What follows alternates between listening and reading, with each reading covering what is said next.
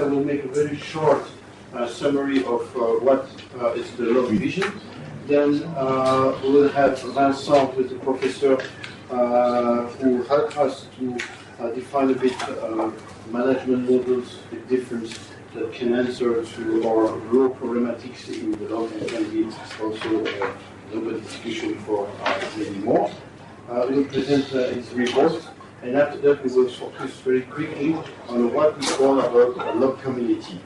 The first part will be very short. The second part of Vincent will take about 30 minutes to explain a bit this report. It's mainly some principle and concept of the management model. And then there will be Julien will present the concept of network and community that there is a lot in. So,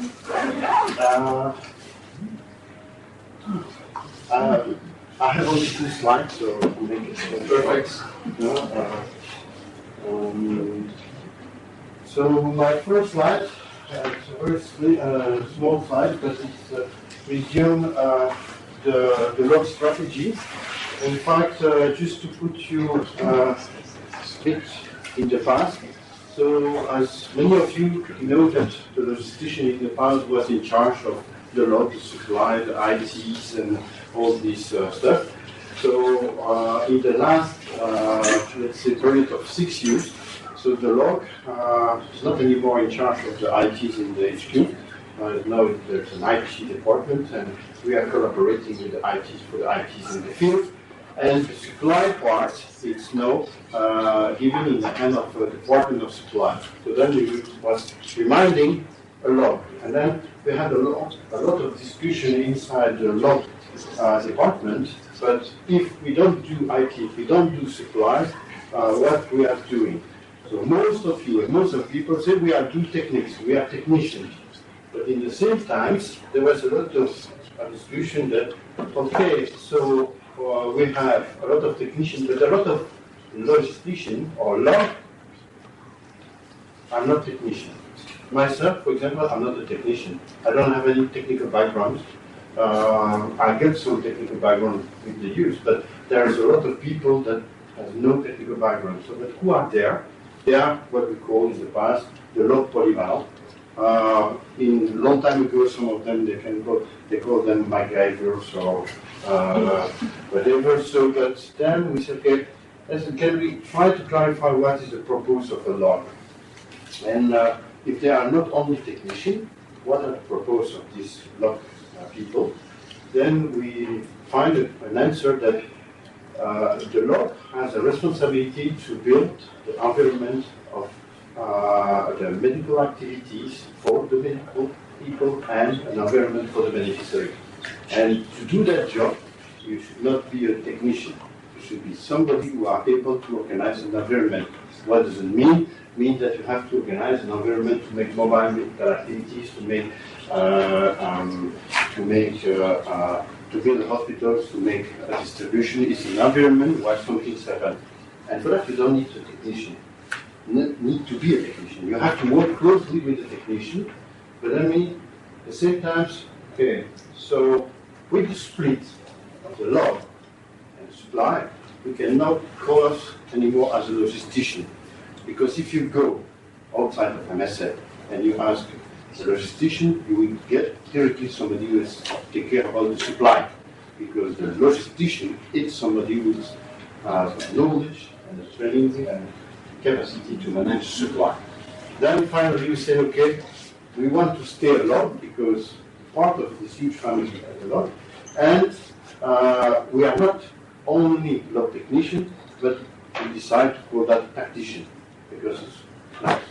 That's it. We can call that Smurf, but we find tactician is going very well with what we are doing. So, mean that inside there was a very big reflection that we did in the log department, and it took a long time before to clarify that a log for MSF is a combination of a number of tacticians that are not specially technician background, can be from any kind of domains, and technician with the family, the technical family. So of course, technical family, you know, electricity, energy, mobility, and so on. The tactical family are also existing. Be able to put in place medical mobile activities, be able to put an environment of hospitals in an emergency situation, it's tactical competency and knowledge. And you will not find anybody outside of MSF who has that knowledge, except if they have done similar job. I mean that we have to build clear capacities to bring people who has never do such kind of job to become as log tactician. So that was the base of the law. Then in the same times, it came as the realities. But I've talked a lot about these realities. Of course, today we have a huge growth, and we have a growth in terms of volume, but we have a growth on complexities. And inside the complexities for the log, we have two types of growth. We have the technical growth as a complexities from the medical part mainly. They are requesting much more technical complexities than 30 years ago. And also the context complexities affected the role of a log tactician or a log technician. So based on the fact that we clearly redefine the role of technician and tactician, integrate that we have to prepare ourselves to be able to respond to that growth, we say what we can do. What is important, and I've really pushed on that, so when we build that vision, it's not to change something today, because we, as a law, we are considering that today we are doing a perfect job. We are doing exactly what the people are requesting. And we are doing a quality job. We don't have a problem today. But if we want to be sure that in 5 years we still be able to do a proper job by integrated huge growth of volume, complexities, techniques, and context, we have to prepare ourselves. To be able to do that, we have defined 6 strategic axes, and today we will talk only about 2 of them. There are other, you can read it on the document. So, in this strategic axis, of course, there is, and I will not go in details, there is an important strategic axis.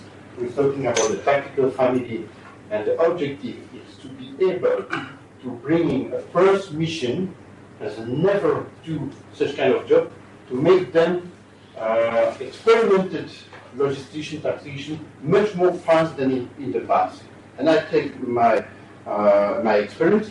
It took me minimum 3 to 4, 5 years with MSF before I came as a, let's say, expert or autonomous tactician in MSF. If we keep this kind of approach with the growth, we will have problems with the first mission. So we have a big project in that, but we'll not talk about this today. Then, with this growth, we'll have making another kind of analysis that the realities to respond to the growth with the management model that we have today will not go. Because if we want to avoid to have a growth of technical reference, tactical reference, HQ, we want to distribute more the knowledge and the competency in the field with inside a vertical pyramidal management model, it will not work, because at a certain time we will have a huge base with many layers, and we will have disconnected people from the top till the bottom. So with that, we want to build a proposition that can avoid such kind of effect. So that will be Vincent. He will explain to you what is the models that we choose. And in fact, since more or less a year and a half, 2 years, to implement the model. And it was a moment that we decided, okay, now we have probably to look at what we try to implement, because we are doing like a sorcier, some things that we don't understand clearly. And we had the chance to have Professor specialized on management. He came, he analyzed what we do, and he identified inside what we are doing that there are some things that are good, some things are missing, and what would be the risk and the advantage if we are changing our management model. At the same time, this vision will take also an opportunity that in the future we have to integrate another dimension that is network and community. So today the people are still, like me, accepted the vertical approach with some kind of clear border where is my perimeter, but the future generation has a generation with the social network, and we also try to think how to move a lot of department to communities or to a networking approach. And the big challenge that we want to realize for 2020 and not today is to bring the three main elements: keep the law, technician and technician, put them in communities and a network with a functionment of the communities and the network, and to adapt a model management based on these two main principles. And the reason why we do that is not because we have a problem today, it's because we want to be sure that in 5 to 10 we'll still be able to continue to do the job properly. So that's the long vision. It's quite simple. I'll stop there and I'll give the floor to Vincent. Thank you. Thank you. Thank you, Jean. Welcome, Vincent. Thank you. Good afternoon.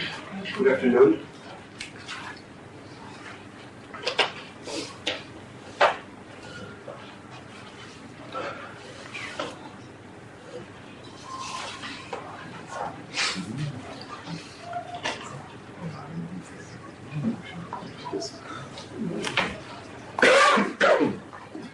So, my name is Vincent Follet. I'm a university professor in management science and specialized in strategic management in France. So, my approach is based on what is done actually in management science in network studies. It's the main part of the theoretical part of this case. And all the objective was to try to find some solutions to get ready to the result. And this is based notably on change a new model of organizing and managing. So the point of departure is the huge operational growth for MSF, 120 billion in 2008 and provision of 320 billion in 2019. This growth, this huge growth, leads to globally growth in complexity for all log activities. First, we can talk about the need to develop social conditions in very technical or extreme environments and situations. Also, the use of everyday more complex technological medical tools, more complex operations, political issues, and more help needed from field employees, due also to a growth in ethnicity of managers, and at least more difficulty in resources allocation. So, all these different aspects lead to a change and intensification of the relation between field and HQ. So this figure also shows us the growth of something like 30% between this 5 years period for MSF OCB total budget. So globally, this growth implies normally the development just to answer some needs, every day more important. It implies development and transformation of some function, and also maybe the creation of new ones. More specifically, all these consequences of this growth mainly concern HQ issues. And one of the problems of this focus on HQ issues that it is a part of the organization that directly impacts all the capacities of support and development of operations. So two other examples coming more from human resources issues. Here is the growth of HQ employees for MSF OCB. So again, for this 5 years period, it's a growth of nearly more than 30%. And it's the same situation to take into consideration the growth in national and international staff for MSF OCB missions. A little bit more than 30%. So if we look at maybe not just large, but more complex operations globally for NSF. The main growth problem that is related in many management studies is at the time there is a problem of matching between the size of the organization, its proper functioning, and also the operational ambition to develop for NSF. There is also a problem of visibility, of distance, between HQ and field operations. This can be seen between a growing need for technical reference within the organization because of more complexity in all the operations. There is another problem that is coming from the growth in technical complexity. So this growth in technical complexity implies a growth also in field capacities to use the new tools, ways of doing. And this maybe is not always so equal.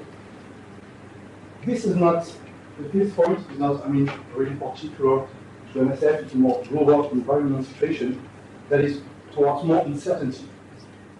Uncertainty has consequences in, let's say, many managerial aspects, trade issues in large medical, security, HR, finance, supply, and IT operations. Last point, I also see some distance between the respect of some global human resources processes and the need that we can have in the field of operations.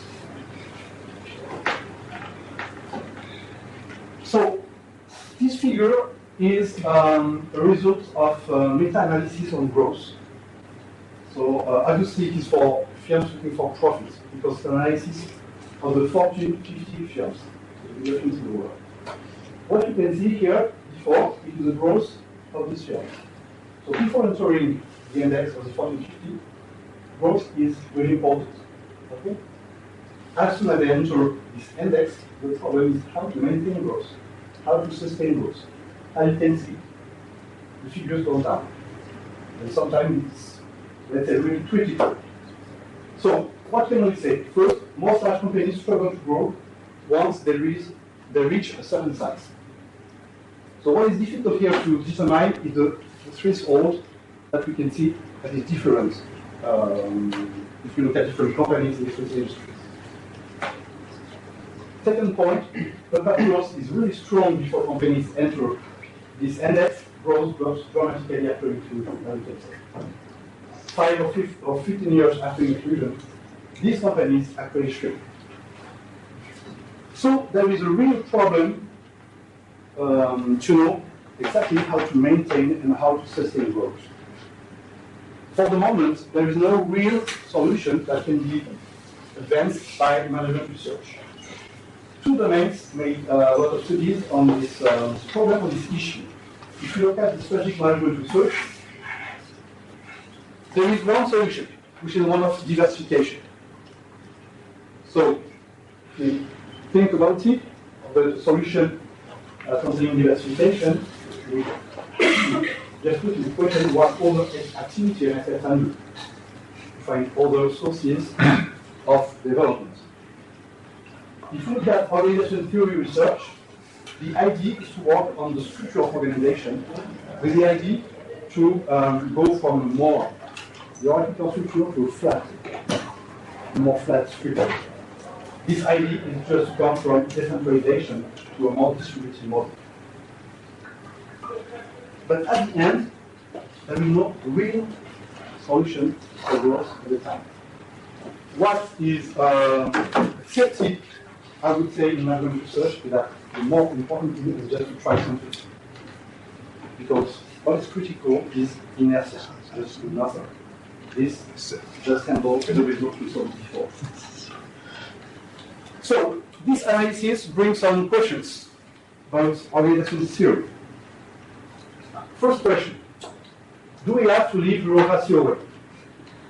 Bureaucracy, it's kind of the symbol of a really hierarchical model. Yes, but the problem that bureaucracy is a kind of good way of, good in the sense of efficient, way of organizing, in what we can call a stable environment, something that involves slowly. But the problem that nowadays we are not in stable environments. So this way of organizing is no more efficient. So the question really is not to throw away all the bureaucracy, but it's more from the kind of passage from this hierarchical form of organizing to a new one. And the question is how to adapt and its new structure. Second question. If we look at all these new models of organizing, they are just talking about truly bureaucracy. Okay?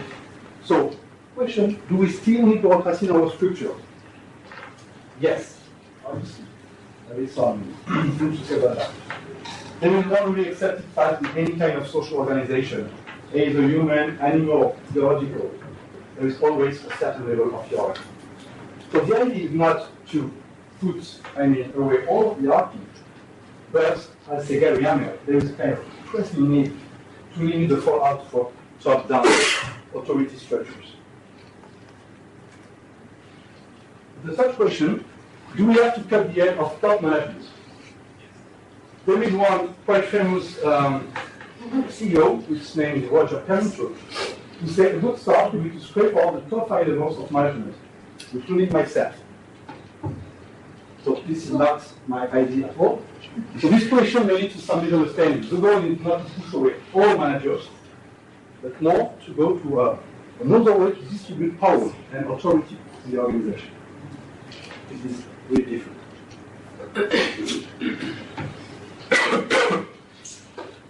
Just before entering the more theoretical part, I'd just like to remember, let's say, 2 basic principles. The first one is about change. Change is not easy, but change has to be perceived as something that has to be done in some time. Change is indeed, and most of the time, if you look at many things about that, change has to be radical. Little improvements day to day are just really painful for everybody. Second point, more risk comes from inertia. In periods of growth, taking into account the difficulties to maintain, sustain growth, to find other sources of development, the bigger danger is to be marked. And if we really think about the consequences of doing something at the end, what really are the risks? Maybe some short-term organization, maybe some work more, but it's possible to handle that, and even to go back to the old world. So, now just a more theoretical part, as I said before. I'll just try to explain how to go from the hierarchical model of organizing to a more distributed model of organizing. Here you can see there is a continuum. At 0 is a fully hierarchical structure. This is so. Okay, there is no organization at this point, obviously. At 100 is a fully flat structure. This is also theoretical. All organizations, associations, firms, companies are just created somewhere here in this continuum. So what I would say that all the forms of organizing are just a question of degrees of centralization versus decentralization. And it depends on the existing of the company just to handle to a new model. There is no dedicated model. And one thing that is important, management motivation. What I mean by that is that the problem is not only growth, it's the type of environment in which you evolve and the way this environment can impact your operation, your activity. So, all the research nowadays on network studies, on self-management models, are just an answer to the way the environment evolves.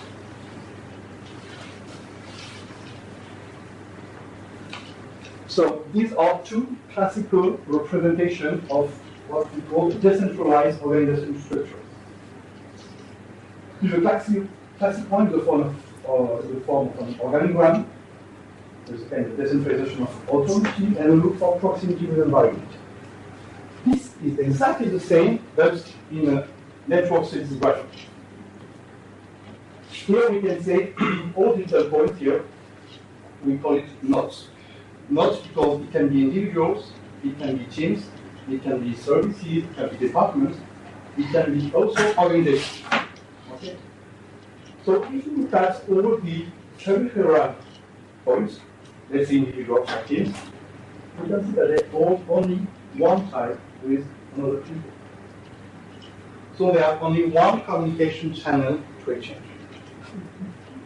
If we go to a distributed model, here the graphic model is quite the same, but there are some arrows that just symbolize something that is more distributed. I think it's more clear in this one. If you look at all the peripheral nodes here, they are only by one type, but by several, 2 here, 3, 4 types. This is what we call a dense network, with the idea that peripheral actors have several types, different members in any organization or in any network.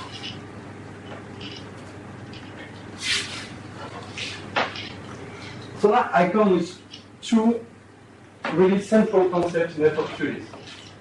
The first one is centrality, and the second one is what we call bridging types. So the first idea, the nodes here, which is totally central, are access to many people. Okay?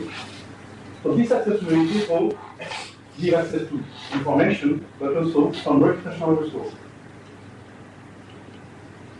Second idea, what we call brokers.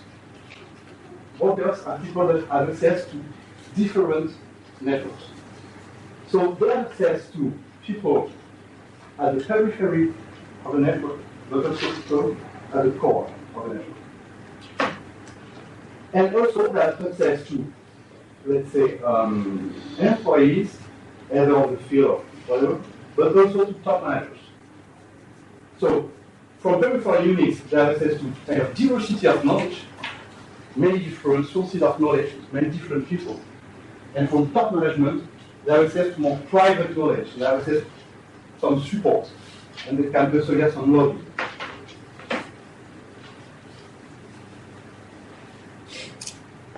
So, after this this introduction of what is important in network studies and what can be useful here, we will think about what can be a distributed model at MSF. So I just learned this sentence from J. Robinson, which is talking about two models. Self-adjoint models as an operating system can perhaps work best as an adjunct to a more traditional hierarchy. The idea is not to take self-management model theory, or let's say there is a kind of big trend named holacracy. So the idea is not to take purely this model and to put it here. The idea is more to make a blend between this new approach of organizing and managing and the existing functioning of MSF. If we go a little further in this model, for the department is distribution model one. Essentially, the idea is to distribute knowledge, but also responsibility.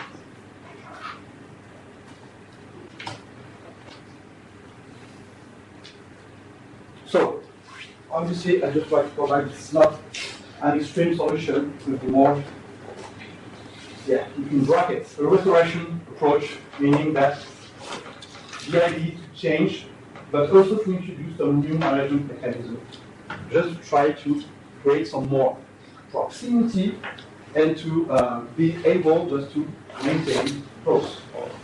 So 3 mechanisms can be used. The first one is to develop autonomous teams following some principle of self-management, to create a broker role, and to develop a community. Julian talked about that just now, and more precise than I will do in this presentation. The objective, again, just to call it back, is to reduce the impact of growth at MSF. So first, the main contribution of these self-management models is to go from the individual consideration that if you consider the last century of management, many things was based on the individual, making power decision and everything. All self-management models, the unit of analysis, unit of work, are teams. So teams compose the structure of the organization. The individual roles are collectively defined, assigned. Teams ensure conception, design, governmental. And leadership is no more the expression of only a function. Leadership is contextual and is distributed among roles, not individuals. And this is a way to go towards what is called distributed leadership. It is not the property of a group of a network of interacting individuals.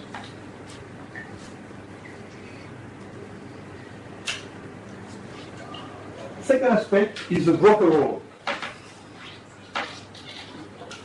As I told you, the broker is an individual or a team, maybe a service, that has a network configuration that allows to get some information from really disparate parts within the organization.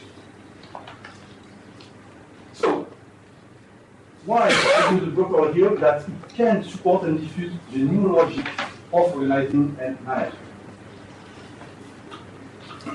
One remind, all the contribution of this new function, of this role, lies in its position, in its network position through the organizational structure. There is a balance between what we call structural goals, bridges between different networks within an organization, with people and groups that don't know each other.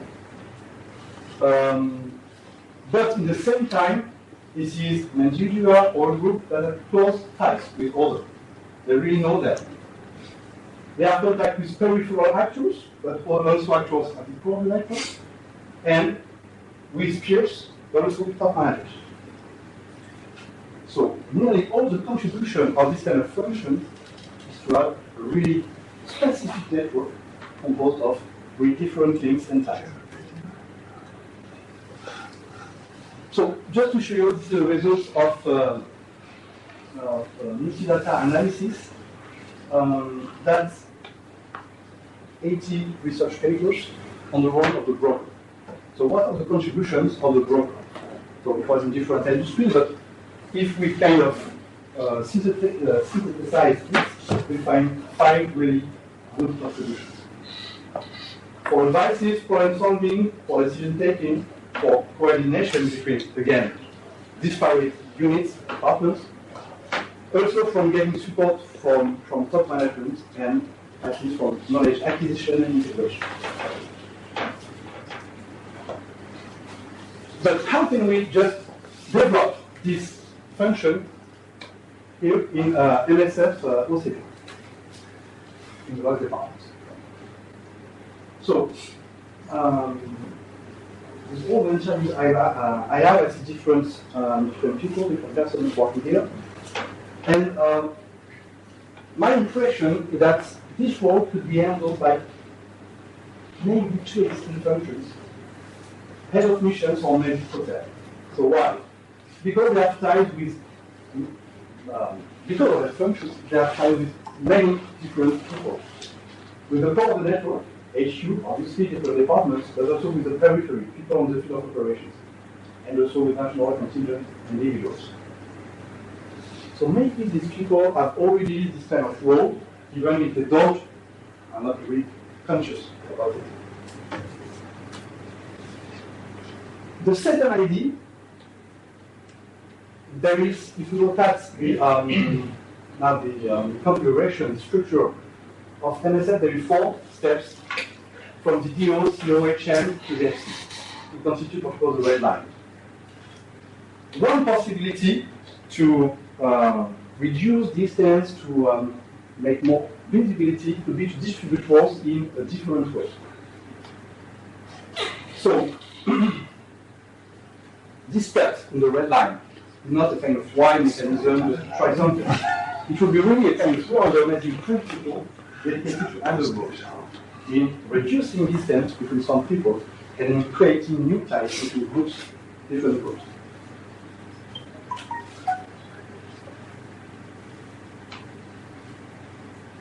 Last thought about this broker role here. This function, I think, may neither be specifically dedicated to one mission, one country, nor geographically restricted. When we look at different situations of broker within fields, they have the possibility really to function and to participate to all the flow of knowledge and the contribution of new thinking. The essence of the role is just to be a mechanism that facilitates the implementation of the new system, the management system. Okay?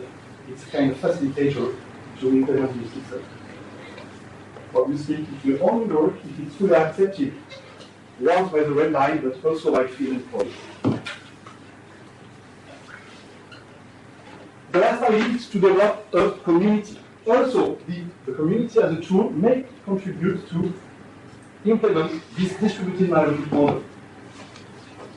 So there are four, I would say, maybe more, four, let's say for the beginning, four critical issues in this community.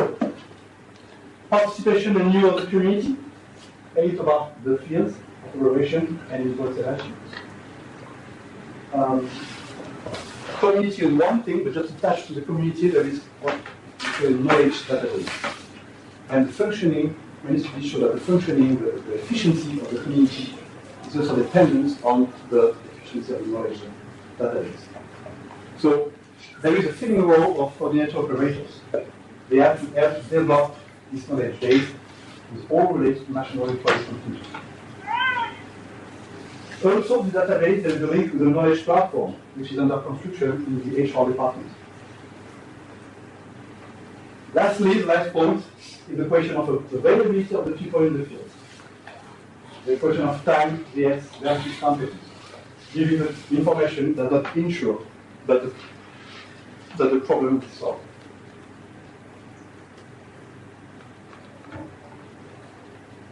So, few slides to finish. So what are the risks? Few risks are advanced by management students. First question, does it forward? When just implementing the new management models, we see differences between small versus large organizations. Small organizations are more able, just taking account their size, just a question of size, are more able first to put in place, to implement, and to function with this new model. Second, production versus service organization, which also service organization are more efficient in implementing this kind of new model. Second question, does the change in structure and management system imply change of culture? This is something that should be stable in all research I can read. The one way that is just used for companies trying to handle growth is to just make grow their management staff.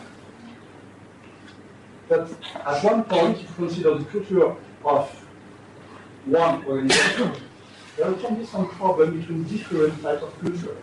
Medical legitimacy versus management legitimacy. Can be some questions there. Last one, are distributed forms of organizing efficient? Really, we don't have any answer to that for the moment. But there is one thing that is clear. In all studies, no change is a paid road to bankruptcy. So, how to be prepared for change? First study to the countries of world evolution. As I told you before, the environment is fast evolving, functions are fast evolving, content of work is fast evolving. Organizations have to evolve. This is one thing.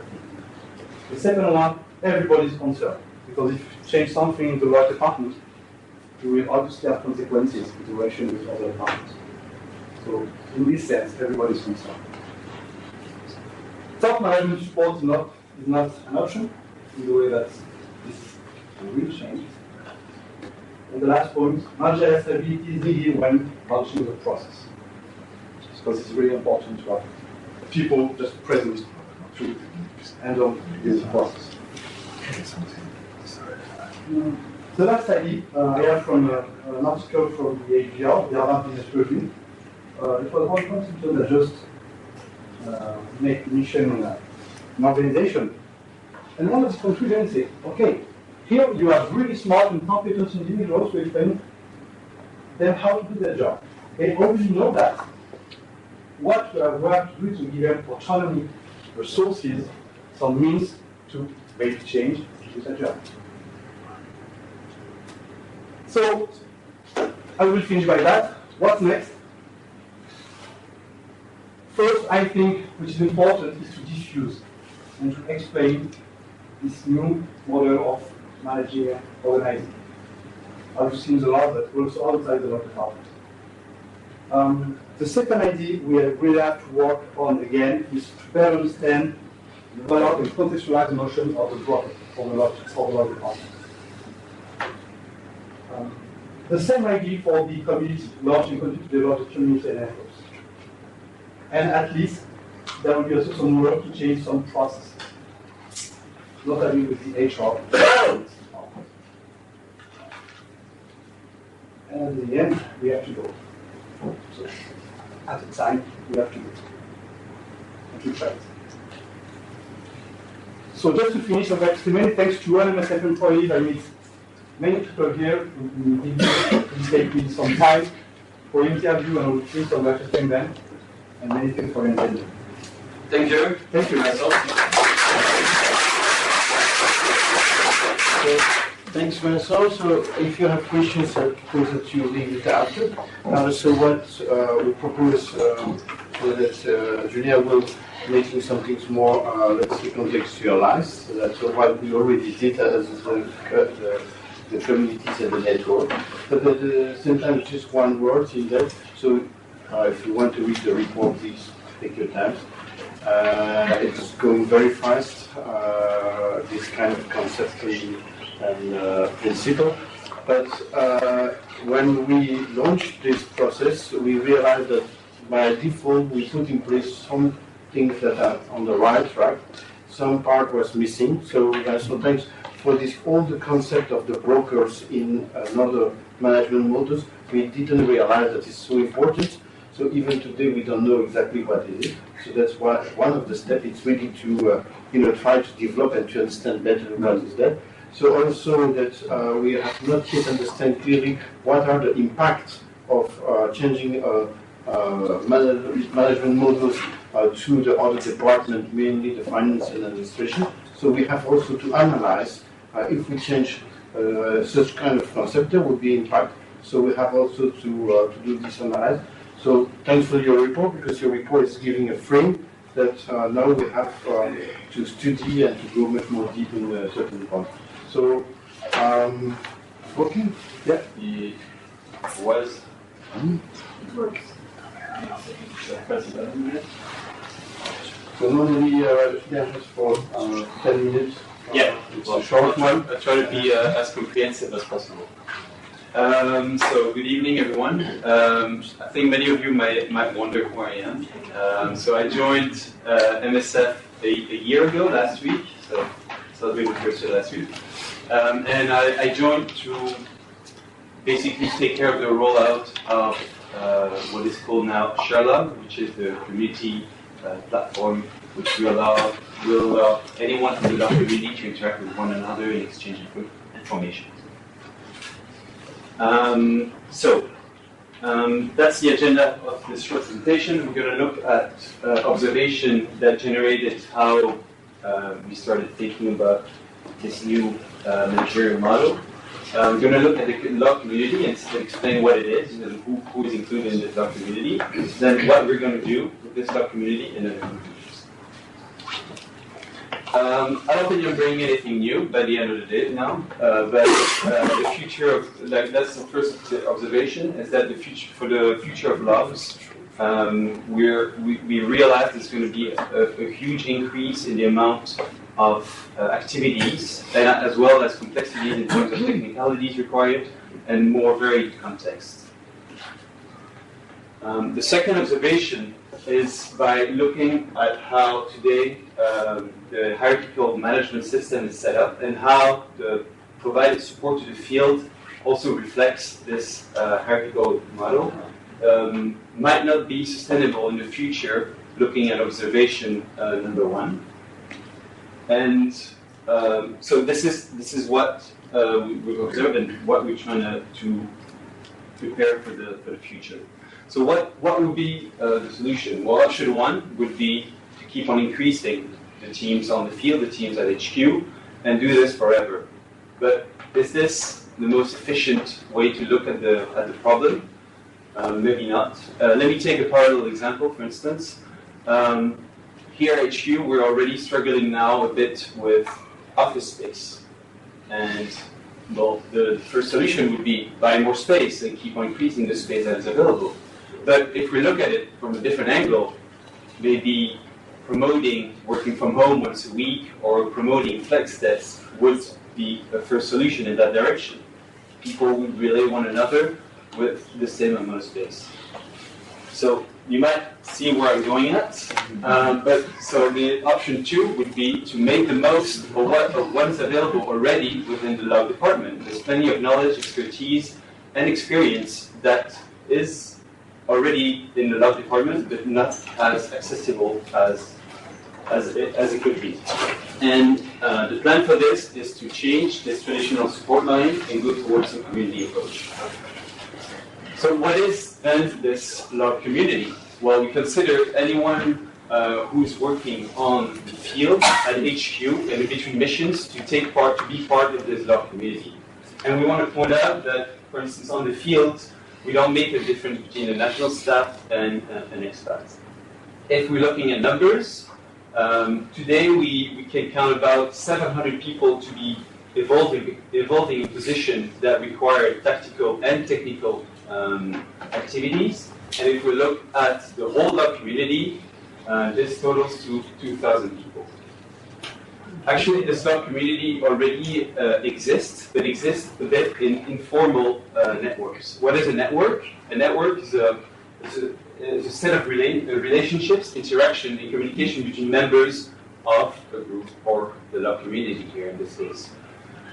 These networks, they happen a bit informally, like I said, and they happen through affinities. For instance, people have gone to missions, they've gone along with each other, they might add each other on Facebook, they keep the network alive. And another one, which is the one that is more interesting to us here, is through opportunities. People might stay in touch with people for more strategical from a strategical point of view for their career at MSF, but also because some people recognize the expertise that someone has and will contact from time to time that person as a way to ask for support and information or and creating in this instance a sort of a parallel line to the pyramidal way of providing support that we currently use efficiently. The shortfalls of these informal networks, well, it's those that haven't kept their networks alive and up to date, well, they're out of the loop. And those who are first missions, well, they're not part of any network. So they cannot take advantage of all this expertise that people exchange within these informal networks. And finally, the current pyramidal management system doesn't really allow for these networks to take space, evolve, and become as a more of an official way for information to be shared. So what we're trying to do now with this log community basically is to give it a structure. And how we're going to give it a structure? Well, first is to take these informal networks that exist already and bring them to the light, to make them visible and create accesses for people to be able to enter these networks and allow these networks to expand. Also, we want to offer people to join these different networks based on their tactical or technical expertise and based on the fact that they feel like they could provide support to other people with their relevant expertise.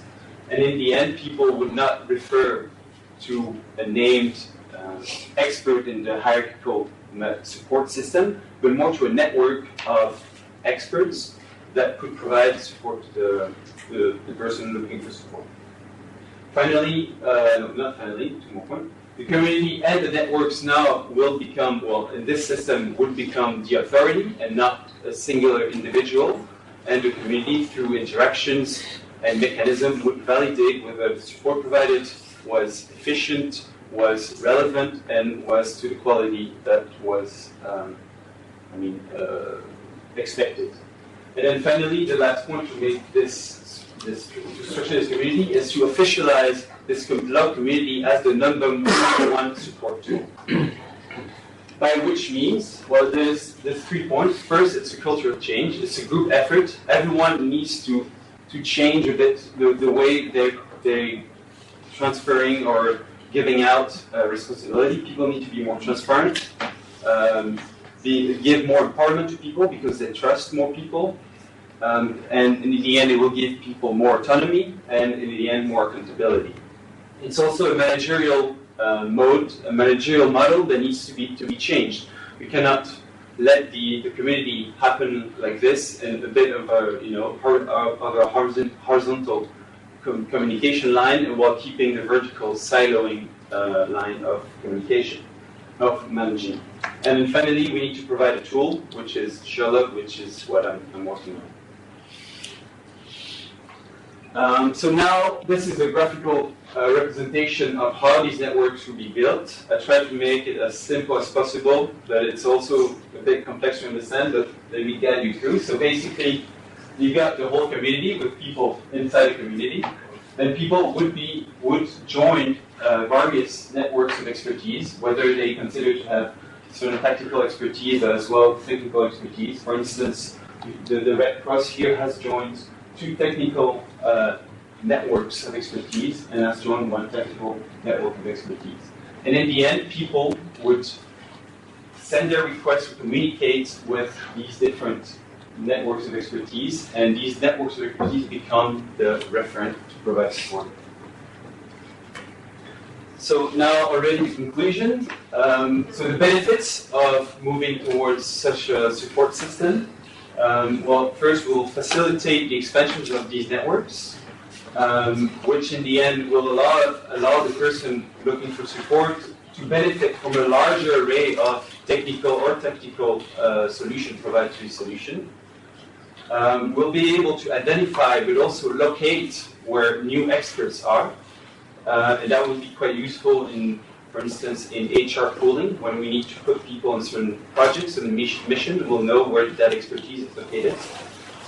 It will promote the distribution of responsibility, more collaboration, and more autonomy between the law community. And then finally, I just wanted to compare how the current support and hierarchical sort of model is today and how it could look tomorrow if we by implementing this new strategy. So basically, in the current model, information travels very vertically in a silo. And for instance, a support request that is sent all the way back to the back office, because it goes through the different layers of communication before it gets to the back office that people don't really find an answer to the question. This information is not shared in the second silo of information from another project or another mission. In the community diagram here, we have different experts here in this example, which is in mobility. So in purple, you can see that the interaction between the different mobility experts, while we have in green the red line of management that is kept. But then people would also interact with one another and be aware of if one solution is solved, then the whole community can benefit from that solution. So that's it. Thank you.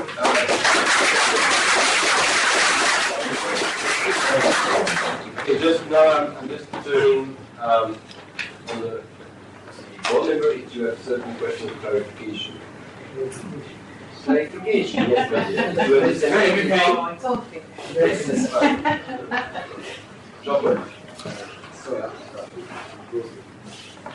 no, I think I like the fact that you challenge the way you work, find a more efficient approach to that. And my take-home message from that is close to peer-to-peer support, that there is the having more kind of structure to make sure it's happening. Having said that, I think the point that you raised was critical. We need to really investigate the consequence that might have in administration, because I had, when effectively allowed when he was presenting, you have then the line of responsibilities. Someone between missions, often between contracts. What is this responsibility if the advice that's provided you don't have a risk on the judiciary? MSF the whole responsibility what? But how do you have the liaison between the advice that you provide and the consequence? So that's the kind of check and balance that you need to have. Because that will happen. We talk about the environment. If you provide the more than one advice, the more than one solution to a problem, some might come with 3 or 4, who are all of them equally or say valid technically, or who have different consequences. Who will do the moderation of what kind of network, the kind of validation, how do you have it managed? That's practical question that's need to be kind of anticipated before, as we say, we push on the button.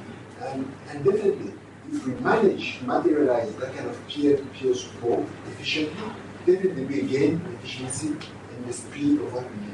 But it's really required also to go back to drawing boards on the legal consequences, because we will see more and more accountability from patients. We start seeing communities having legal action toward institutions who are providing service to them that happen to be harmful for the community. So there we can have creative ideas, but when we go to lawyers, we go back to lawyers. And then we need to kind of have it think through before we think implementation. But definitely the idea to kind of mitigate, and that's, I think, is floating in the air. You see the mental initiative that also is piloting, having people in the alumni kind of companioning, people working. You have different initiatives, experimenting. A lot of things when you try to tap into the existence of the know-how and make sure we facilitate the sharing. It's definitely something that should be valued. But I like one point, not my last comment.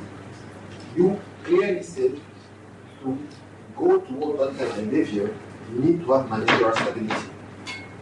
Yes. In MSF, that's not always our strength. Yeah. So then we need to have a lot of things control before we push forward. So that's what's up. I don't know if you want several questions. No, this is probably a lot of points. So on your first point, yeah, okay, but this on your first point, you're completely right. That today we don't have any ideas about what can be the impact of administration and finance process with that kind of systems. We have to, let's say, first analyze, study, and try, because we can study this for years and years. We have to do some tries somewhere in the corners and to see what will be the impact. And for sure, you're talking about expat between mission, but I will add something that if tomorrow in the network of tactical or technical reference, we added a national staff who are more experimented or more knowledge, and he will be in charge of advice and take responsibilities of another country, what will be the impact in terms of administration and human resource or finance or legal issue? There's no answer, you're right. You mentioned a point of the legal point, and that will also bring me talking about, if you talk about medical patients, you talk about the supply, or you talk about finance of human resource, there are departments with a purpose and another realities than the law. So every department and every reality has to think for himself and looking the impact on the other. I apply for myself. A supply chain that I know quite well as well, it's a process organization, and they will never be able to organize and to put in place the same management model as the log entities, because the log has no process. And the term of responsibilities, of legal responsibilities, a medical has another type of responsibility as a log. So you're right, there is a question about legal responsibilities, but this should be not the same for everybody. It should be really adapt to the realities of the different departments and purpose. And your last point, concerning the stabilities of the management, I believe on some things in MSF. It's not a person stability, it's an approach and a concept. So if there is a lot of communities and a lot of departments who really want to move to that one, and for sure it's not the people who will make the stabilities, it's the whole communities and the network who make the stabilities. And of course we have to look in people who want to carry that. But stability is not on the persons, it's on the group and on the principle. I just have one question, and after I will give the floor to Nicolas. I just would like to know, because in your presentation, there's a quite good, I would say, mention of added value, benefit, and so on. I miss a little bit the risk. I miss always, and as we have always to focus on the good part, and I think, especially on Julien, on this, do you think that there is specific risk of disorganization, of as soon as we make a change, it's painful for human beings, it's very painful, it's not necessarily, we could completely agree that we need to feel quite quick, we completely agree, but the way the perception of a change is quite different from one person to another. And I would just have a global reflection about if you think about more, I would say, what would be the constraint or the risk of such approach, or these are the tests, I'm sure that will be tests in sort of other organizations, but specifically for MSF, what do you think is a more potential risk on this approach? I don't know if you can I don't know to I can say one. I mean, just a basic question is when you present this, this morning of the drug department, what has been the reaction of the legislation from the SPO or from the whole community about such approach? But I think one of the major risks is that people have a big fear of losing some level of authority and control. And these people who are afraid of that might be bottlenecks in this change and might impede on the success of this change. I think that's one of the major risks. And also this morning but it's not new, so there is also a lot of questions concerning exactly what you mentioned, Jean-Paul. It's the relevance of the reference of the quality defined, because it's not anymore one person, it's a group of people, and it's something that we are turning around since long.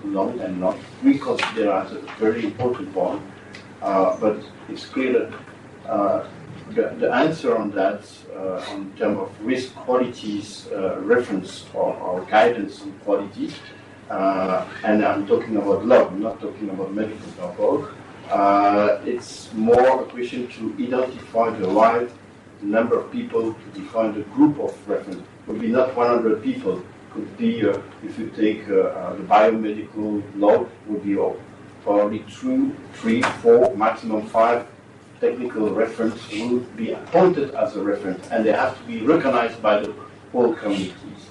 But we have not answered. It's true. That is one is very important. Another one is also erased by people that if the communities are they are turning around the old solution. So there is a fear that you will probably have a risk on the innovation part. We have not answered on that also. There is also a question about me, myself, what will be my role in such kind of situation. As a log reference, that I'm a reference, I'm a status, is normal. So there is also have to be given an answer on that. So there is a lot of, not let's say a risk, but question, and so we have to address them one by one, and to try to find, let's say, a try or solution. Well, you could No, I'm here. Oh, sorry, I was going to ask you also something about responsibility. Yeah, not especially on. I think it's a beautiful idea what you said about the network and the brainstorming between people that have more experience. So there is the possibility to have more solutions, that at a certain point in the field someone have to decide which one to use. My question was more than on the legal aspect, on the practical one. This morning we were talking about the fact that probably in Kunduz there will be an hospital that will be more expensive than a traditional hospital, probably with more technologies that is built in Germany. And I imagine the log that have a problem in the hospital because probably oxygen machine got broken, with the doctors that are counting time to have it working. And you have these 4 options. Who takes the responsibility if this doesn't work? Because I love the idea that more people gives solutions, but if you don't have the one that is able to solve the technical problem, especially if technology is growing, all ideas are useful, but you have technical knowledge in the field. National staff, expert staff, doesn't really matter. And I have a question about the share log, because in this nice idea, I wonder why didn't you choose existing tool? Why didn't you use something that someone else will develop and will pay for, and that also to us give a possibility, if you want to build an open system, why to be closed inside a tool that is just MSF? And even because some of the logs that are now inside MSF, one day will probably go out and will not live all their professional life in MSF. So to build what they are doing now and to use it in another way, it's even a solution. I think there's 2 questions, so maybe Vincent can answer on the difference between responsibility and accountability. It's a big discussion. Yeah, on the first question. That was a really big issue concerning the idea of self-management model. It's just to distribute authority. If you distribute authority, the kind of logical consequence to distribute responsibility. And there was a question about the difference between responsibility versus accountability. And this raised many issues and questions, many discussions about that. One thing that I think is interesting with this question is that we just go from an individual system of responsibility to a more collective one. But if we just follow just what I said before, the self-management model, teams, everything, the units of work, the unit of thinking, let's say, the unit of the structure of the organization is the team. So this passage from the individual to a collective responsibility maybe is not an easy one, but what I can feel since several months talking about that it's going on. So maybe I feel some differences. I don't know. Yeah, there is a difference between the questions, but it's true that if we have to, again, it will be very complicated to clarify that if tomorrow there is a group of people, what are their responsibility as a group, what is their accountabilities, and how they refer to and to who they refer. It's not, we have not an answer on that. It's clear that we have implemented in the law department a couple of teams who are managing today all the action related to the change. And we put a principle that we call that it's solidaire indivisible. It means that if one person in that very small group, it's not an open group, it's closed, and that's part of the response of the next one. If one person takes a decision, automatically the other take the same decision. And even if you are not informed. So because you start by the principle that we start by a group of people, and a group of people is like an entity. If one takes a decision, automatically the other takes the same a decision. Then everybody are accountable and responsible of the decision that somebody takes. It's very tricky, but if you don't want to put a boss inside the team, then it's the only solution. If you want to avoid that, then you have a team, then you have to put a boss, and then you have to put the boss of the boss and the boss of the boss, and then you fall back again on the same. So again, it's not clear. We have to really look and to see how to do that. For the second question, I will. So wait, just to remind myself, the second question was why didn't we use an existing community? Yeah, on Facebook or LinkedIn or whatever, you can have closed or open groups, and if you want to build that closed environment, you can do it, but then you can also use it for other reasons, or anyway, someone else will develop that without the need for MSF to spend money, time, or whatever, when someone else is doing probably the same thing or something similar. Yeah. Well, I mean, first of all, we didn't develop a community from scratch. It's a community that exists already. We've just made some developments, adjustments to make it the way we thought it would work the best way. And and so we selected this existing tool for the different functionalities and mechanisms that it allows for us, our idea of implementing a community, so the procedure and put it in place. For instance, you have all this expertise level and networks that they can be sort of used with people with different expertise can get notified when questions comes in, and you gain levels of expertise as you're active on the community and providing support, and your support is validated. Of course, this is still an online community, and not everyone will be on it and be as active, and so it will definitely not be reflective of the actual level of expertise that everyone has in real life. But that's how we made the selection of the tool, because it was an online tool that was responding to our needs. So we didn't develop something from scratch. I don't know if that answers your question. Yeah, more or less. Yeah, I guess. Okay. I think for me it's more of a comment. Yeah, you have mentioned, you said that change is a process which is perceived by different personalities.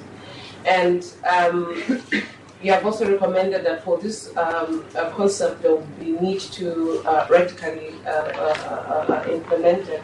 But if we had to do that, my question is, what is a sustainability plan? One. The other one is, have you tried it? Have you piloted it? And what are the findings to that? And then the other question I would have is, you mentioned to say leadership into roles and not individuals. Mm-hmm. But there's a thin line in that, you define a role and an individual takes up that role. Mm-hmm. Yeah, so how do you differentiate that? Okay, on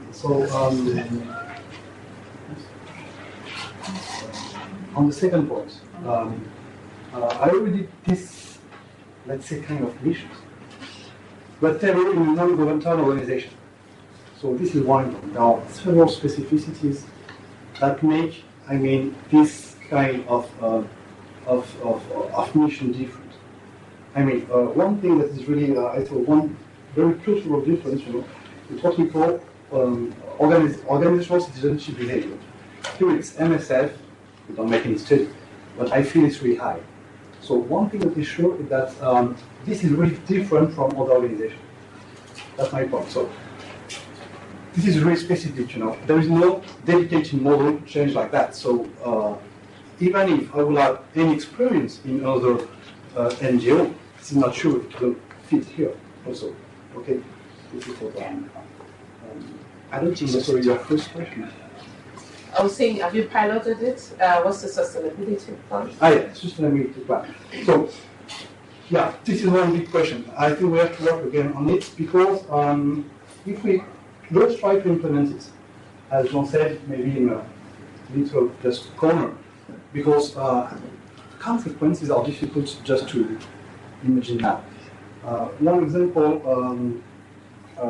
that many processes are just designed from individuals to individuals, and administrative processes. So obviously, if we just try it, we're going to change some processes during, let's say, one mission or some days. But we cannot know just before what will be all the consequences. We can imagine some, but it's really difficult to now say, okay, we're going to do that, and we're going to have this sustainable plan really precise and defined and structured. So on all these points, I have no really answer on the way we can really assure it will work. Okay. Stéphane, Amaury, Julia. Yeah, thank you. I think first it would be good to cover some practical examples, probably more practical than what Vivian showed, because I'm not sure that people will understand what the broker is and what the, how we can imagine these technicians, for example, to work in the network. So I think it's really just, even if it's still, I think it's I'm very much in favor of focusing on these changes, and I think that it's still one of the added value of NSF is the capacity to change and to take the risk to change. Although, I mean, as you can hear, there are many questions that skeptical about the changes. Now I have two more specific questions. And one of them, as you mentioned, is they are an NGO. They're more than an NGO, they're an NGO where the associated governance is extremely important. Mm-hmm. Of course, we're talking about governance, and here it's more about the hierarchical executive issues. But at the same time, being an association impacts on the executive. Okay, and the way the executive is managed. Mm-hmm. Now, it impacts in an extremely positive way. This is why we still believe we have to do associations. Okay, because everybody is behind the same mission. We have extremely motivated people. We are associated. We know what's going on, why we do it, and so on. So there's plenty of positive things. Also, strongly increasing informal links, mm-hmm. And I think it was quite interesting in your reporting about the importance of informal links. But on the other hand, it also has kind of drawbacks that the executive, see it on a daily basis. For example, we had a mission going and accessing the board directly. So you see you have shortcuts. You bypass the normal links because everybody can say a bit what they think. You also have, even if people are not decision makers, they can block a decision. And because they're part in the chain somewhere that they cannot decide, but they can block because it's their responsibility. And I think it will be interesting to see how this culture will actually impact the distributed network model, as we mentioned here, because it will increase links. It might also, increase the. I don't know. I have no idea. I think it's it will be interesting. And at the same way, as the second part, also in any kind of models, you have, bugs in the model, bugs because we hear the things. But in the matrix moving called virus. There's also, so you have. People that with their big ego or with a huge aggressivity will just, make the model fall apart. Mm-hmm. Because, they, even if they are not in charge, they will start to attack or whatever. And that's human beings. And I still don't know how that would affect, we know how it affects and how we can correct for that, sometimes in a normal hierarchical way. I wonder how it would actually impact the distributed in a much softer way, we can avoid the motion, or if the broker this kind of virus, or to, I think, it's just, I don't know, it's just a question I have. And I think with this broker, we have to invent them. We don't have to, we cannot, how I see them, we don't have them on the spot here. So it would be really a new type of position. Yeah, you can. Yeah. So with your association approach, it's. From my point of view, punishment with broker is something now that is still informal. So there are some that now something like maybe 10 or 15 years or research. But before research goes into contamination sometimes. So we don't have many results on that. And what can we say that there are some positions in companies that are similar what I said that works, but they are not really formalized as it could be. And I think one thing that is important, the same with knowledge. We talk a lot about knowledge, and so there's knowledge important, that's knowledge flow and everything. But knowledge exists, but it exists more if it is formalized. So this is a really big issue, just to formalize knowledge. Same thing with the process, I think. If there is this kind of function that is able to make a bridge between different people, different teams, different groups, in different environments, I think it could be really a mechanism to facilitate a new system. Will it work rapidly or not? Really, I have to say, I don't really know that. This is really new also for me, because this kind of function is not really formalized now. I don't have, I can't find any reports, any research article which say, okay, the broker, you have to do that, that, and that. So we have to work just to try to find the best way to implement this kind of role. So I think it's really a role. It's not Yeah. Your second point that you mentioned is that what can be the link between an associations and the fact that we distribute on the top of already the association that people can take in some positions and decisions. So, well, the answer is, that cannot be worse than what is the situation today. Believe me, if somebody want to block something, can block. And whatever is, line of functional, that cannot not be worse. What is important in what we discuss is, again, and I'm back on, we are in the realities of a LOC department. The LOC are not doing some strategic decision. The LOC don't take any, let's say, political decisions. So we're just waiting that the strategic and the political position are clear to act. And then, of course, when you take in such kind of management models all the discussion about politics and strategic, then it's just acting, it's just doing some things. I agree completely with you that this model of management will not be able to work in MSF when we have to take a strategic or a political decision. But again, I'm convinced of one thing. MSF will, in the future, will have different management models in its own entities, because we cannot build a model management that are fitting for political decision and say that because it's good for the politics, it's good also for the supply, it's good also for the finance, it's good also for the law. So we have to adapt to different models. And I don't see in the law, tactician or technician, really a problems of what you mentioned, that are not blocking some things or taking an over risk. There's no political, and then there's no strategic position. Okay. The frame has to be defined by the politician and the tactician, the strategy. But do you have a practical example? Oh, sorry, because you said that. Like a practical example how we can work in the field. Well, with this network. Well, it's too dangerous to bring a practical example.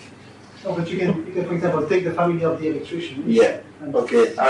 We have one of the log magazine. There is an article that is an example. So I really invite you to read it. It's a 4-page, and I will not make a 4-page story here. It's out of. Okay. Amaury and Julia. Yeah, I'll be brief. Just the point that was brought on how sustainable is that. I remember a board meeting a CA of MSF Belgium a few years back, where there was a pro bono of private housekeeper looking at our existing structures and starting by, actually this is already not sustainable. Every source tell you that it counts to the system, and yet it is. So personally, I think first I'm entirely convinced that this is the way we should go, or at least we should try, and we should stop talking, because all that is encapsulated in the proposal is things that we keep looking at and repeating under different names since years and years and years. It started with the concept of subsidiarity when we created the SENS. and I think this is the way to push it even way further, the problem. The concept of patio that actually was quite close to that is escaping the idea of the structure and the layers to go to connect with the people who have the knowledge. And at the end of the day, we keep talking, we have small experiences, but I think we need to jump in the water. And I do not see a major risk in it, because ultimately, as it was said, I don't think that the risks we identify would be majorly different to the structure today. While it is very, very clear that the way we've evolved today, we will not be able to continue growing like this. So the answer in the 5 years to come has to come, and it will have to come through finding the answers by doing. I want to refer to one of the points, and it's my last point. It can't be completely compared, but this morning there was a strong call, by saying that the frustration that was felt by the other commissions on the other topic was that suddenly in the crisis we stepped back by re-centralizing in a way things. I would effectively separate the decision making along what is today the red line with potentially support departments. It may be two different types of models. But it's very clear that the more re-centralized you become, the more frustration it brings. So going towards this, to me, it is inevitable, and we absolutely have to stop talking and making it happen, and we will learn by doing. So congratulations, and I hope that soon we will have examples that... Yes, Julia and Catherine, then after that, we will stop the discussion. We will try to not summarize the 20 things, but please, Julia and Catherine. Okay. So you mentioned before that there is no way to know the impact right now, including the financial one, and so you kind of changing all the structure, and at the same time you need to keep an eye on the budget right now. How far do you think it's possible to implement it, respecting the budget you have today? My answer will be very simple. So we will be able to implement some things based on the budget that we receive. And of course, the speed is not depending on the budget, it's depending on the capacities of the people to absorb it. But it's true that it will cost money. So I think since years and years, MSF is putting money every year to improve systems. And it may be MSF putting money to improve a system who will die. So we'll lose all the money that we put to improve our systems.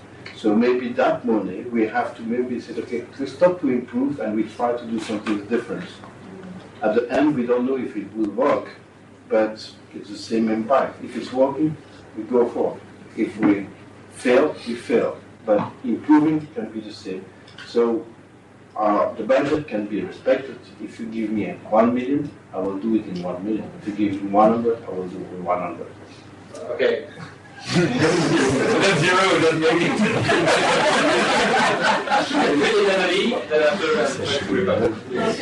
Okay. message subliminal. Yeah, I wanted to say, I mean, I really enjoyed reading the vision. It was reader friendly, and I liked the purpose. I liked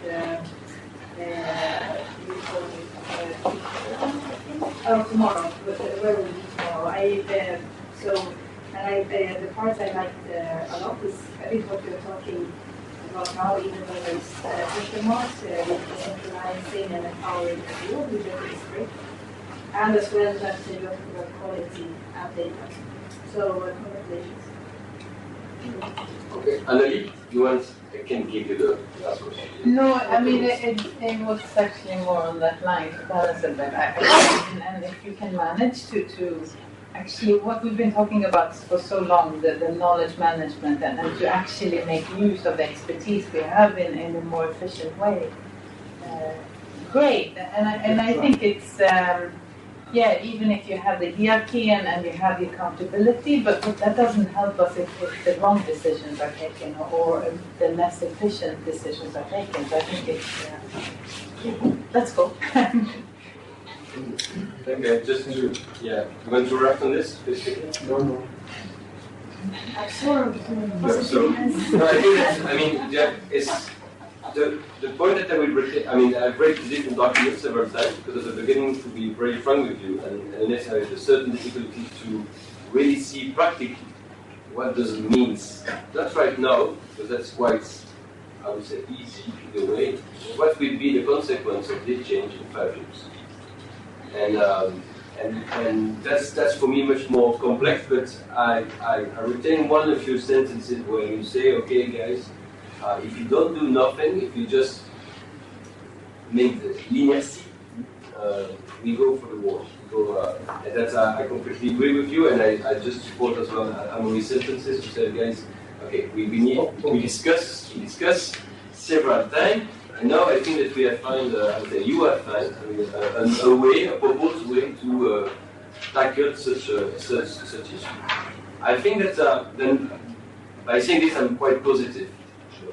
I think that is what is very important to mitigate such risk is probably make this approach much more living in these organizations by this kind of debate, but as well inside different other departments. As you mentioned, there is probably certain, I would say, interaction that needed in the future with human resources, with finance, with legal, with operations for sure, and so on. That's something that probably needs to be much more strengthened in a way by the different propositions. For me, I mean, I can confirm that it's very a good way forward. It's a test, we know that. We know that we do not have a lot of, I would say, how